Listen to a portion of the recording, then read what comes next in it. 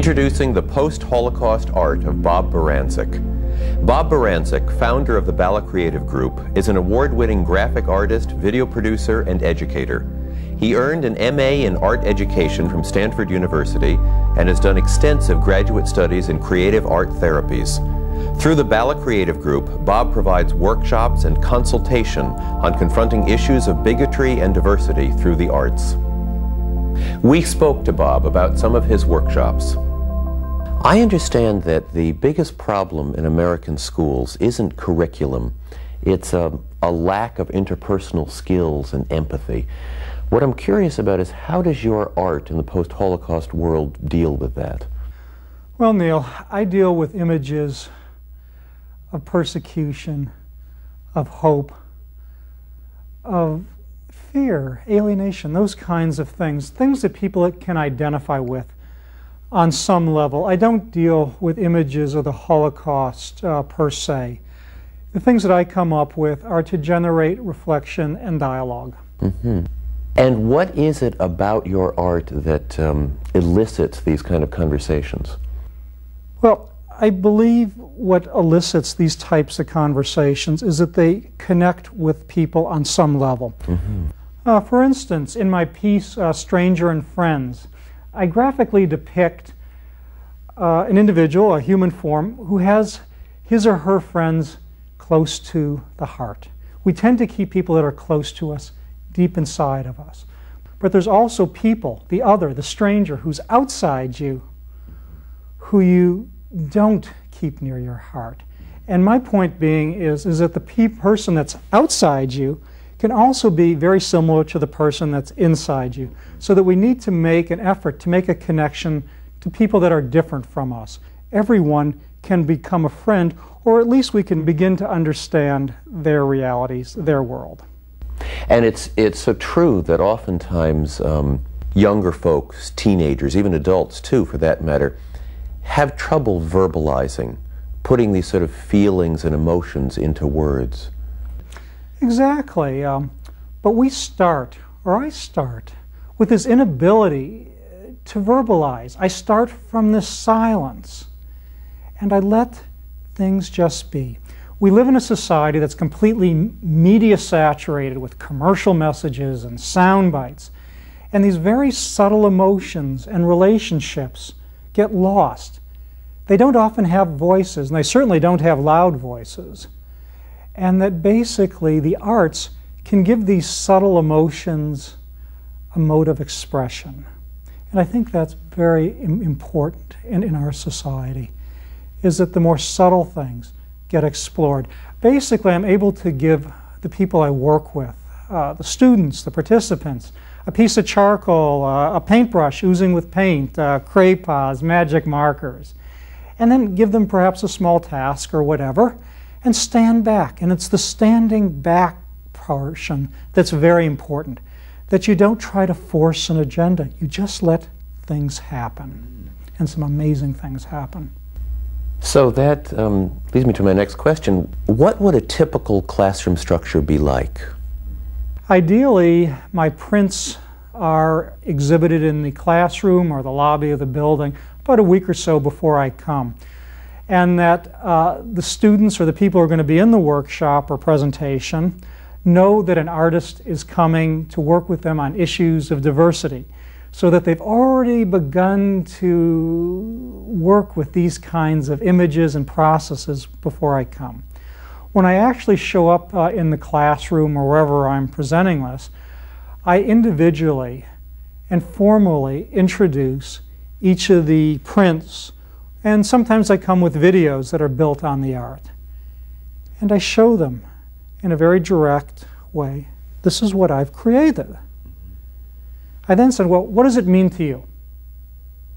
And there's always a pause, very pregnant pause. But I don't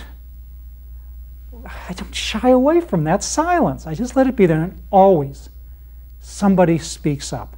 The ice is broken. And then there's very often highly animated kinds of dialogue. So this really is almost a Rorschach test, if you will, of this group then. Yep, it's a Rorschach test or a mirror. and I'm able to see the classroom, the students, whoever I'm working with, clearly. Yes. May we take a look at some of your prints? Yes.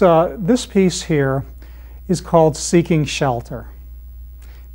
What does it mean to be seeking shelter? It's such an evocative term. Are we seeking shelter from persecution from far away? Are we seeking shelter from where we are? Are we seeking shelter from change?